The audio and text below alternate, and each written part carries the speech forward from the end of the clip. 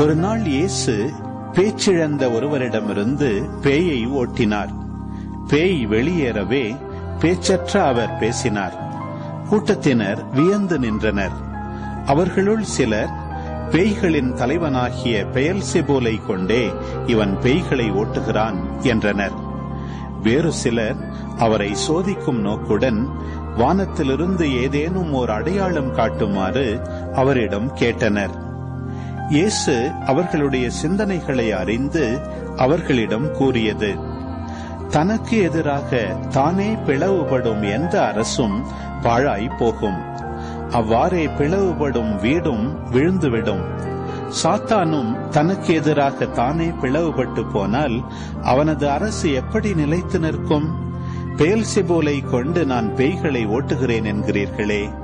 நான் பெயல்செபூலை கொண்டு பேய்களை ஓட்டுகிறேன் என்றால் உங்களைச் சேர்ந்தவர்கள் யாரை கொண்டு பேய் ஓட்டுகிறார்கள்?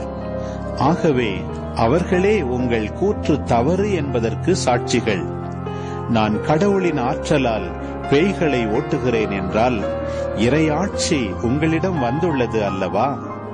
வலியவர் ஆயுதம் தாங்கி தம் அரண்மனையை காக்கிற போது அவருடைய உடைமைகள் பாதுகாப்பாக இருக்கும்.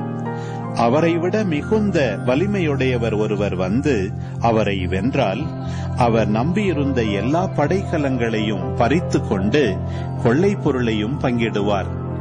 என்னோடு இராதவர் எனக்கு எதிராக இருக்கிறார். என்னோடு இணைந்து மக்களை கூட்டி சேர்க்காதவர் அவர்களை சிதறடிக்கிறார்.